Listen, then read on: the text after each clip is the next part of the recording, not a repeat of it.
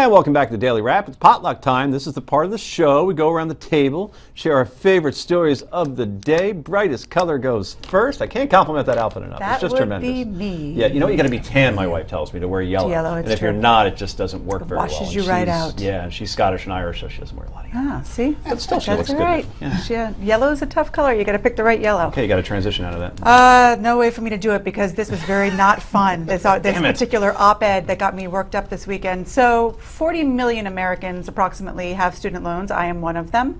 And yesterday, a gentleman named Lee Siegel, who is an author and a critic, wrote an op-ed in the New York Times about defaulting on your student loans because you choose life. The premise of his article, the op-ed, is that you should not have to pay off your student loans. He said that he was going to go to a state school and decided that he deserved better. And so instead he went to a school, he did not name it, but I looked it up, and he went to Columbia. Not only did he go to Columbia, and again, he didn't mention this as well, but he got 3 different degrees from Columbia. And then as his student loans became payable, he just decided that he was not going to pay them because he was going to choose life. And he recommended in this op-ed that everyone reading do the same.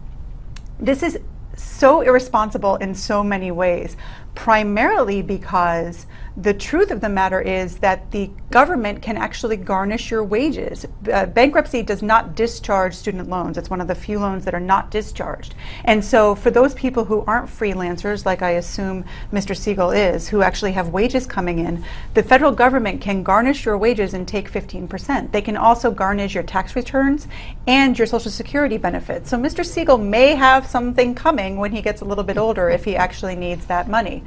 But more frustrating to me than any of it is this idea that we just ignore the rules, ignore the law, and not pay because we don't like it. If you think, as someone like Bernie Sanders do, that we should have free public university, then lobby for it, vote for it, push for it, campaign for it. But to say just don't pay your bills and disobey the laws, disobey the rules is irresponsible. And it is frustrating to me that the New York Times would publish this op-ed, because it's giving bad financial advice, and it's giving irresponsible, as a citizen, it's giving irresponsible advice. Wow, New York Times not having a good week. Huh? No, I noticed the same thing. You know, Jake Tapper was giving it a hard time today about the fact that they had received a donation from the Clinton Foundation, and then we've got the Marco Rubio thing. They really are not having a good week, and it gives it a real... Can you explain something to me? Sure. Bernie Sanders wants free college, and Barack Obama's brought this up, at least with community college to a certain extent, President Obama. How does the university run itself without money coming in? How do teachers get paid? How do you get the, I mean, we went to big schools, right? Ohio State, Maryland. Those things are cities. I don't know how you run them without money. No, you need money, but the way it's done in some countries that have that, you know, it's a tax. You know, nothing runs without money. Right. You're either paying it there or you're paying it there, but it's a tax. Right, but a lot of tax, boy. Well, I mean, and what is Ohio State, 50,000 undergrad? I don't know what it is. I was there so long ago, you know, it was about $25 a quarter. Oh, boy.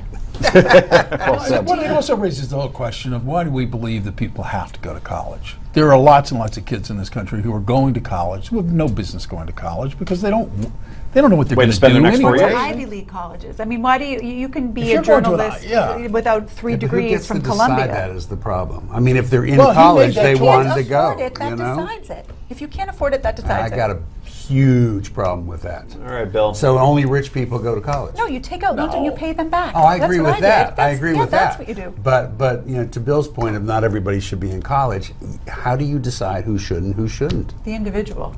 Right. Yes. And if they're there because they want to be there, so you can't tell them otherwise. Well, and you're right, they don't know what they're doing. Right. But then neither did we, I suspect. I know I didn't know what I was going to do when I went to college, and it didn't work out too badly. I get to sit next to Joe Concha. Wow. Ooh. Bill's going to need a loan of the time that he's lost from Heather's that's just segment going along because I opened up a Pandora's box. No, and this is actually a really quick question, because here's the question. What are the departments of Interior, Commerce, GSA, FDIC, Veterans Affairs, Agency for International Development, and the Ex-Import Bank all have in common? They got hacked.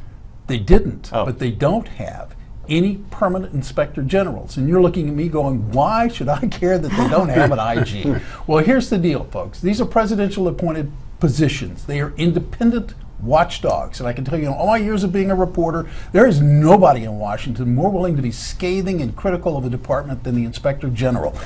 And As for an example, 2012, we had an Inspector General's report that was blistering on the U.S. Citizen and Immigration Services for the presidential appointees applying political pressure for certain immigration applications to not be investigated, to just simply be rubber stamped.